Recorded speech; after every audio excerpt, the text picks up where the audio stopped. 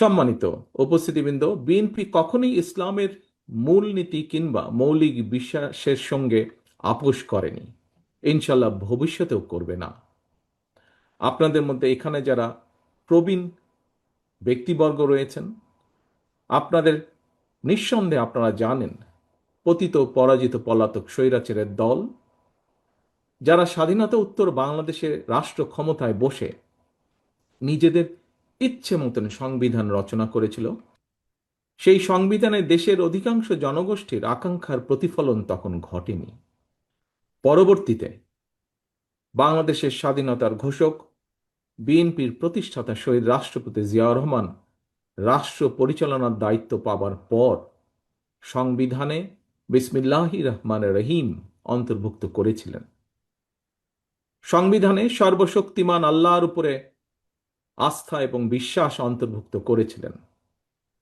বর্তমানে সর্বশক্তিমান আল্লাহর উপরে আস্থা এবং বিশ্বাস কথাটি এভাবে রাখা হয়নি। কেন এভাবে রাখা হয়নি? সম্মানিত উপস্থিতিবৃন্দ, এই প্রশ্নটি আজ আমি আপনাদের সামনে রেখে গেলাম। বিএনপি মনে করে সমাজ সংস্কারকের ভূমিকা পালনকারী ইমাম, খতিব, মুয়াজ্জিনগণ যারা আর্থিকভাবে পিছিয়ে রয়েছেন তাদেরকে অবশ্যই প্রয়োজনীয় আর্থিক সহায়তা প্রদান রাষ্ট্রের দায়িত্ব।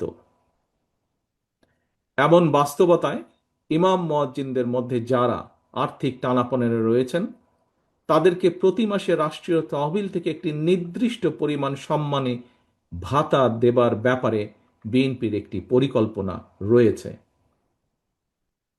আগামী ফেব্রুয়ারি মাসে অনুষ্ঠিত জাতীয় নির্বাচনে আল্লাহর রহমতে বিএনপি রাষ্ট্র পরিচালনার সুযোগ পেলে ইমাম মুয়াজ্জিনদেরকে সম্মানী ভাতা দেওয়ার পরিকল্পনা পর্যায়ক্রমে ইনশাল্লাহ আমরা বাস্তবায়ন করব।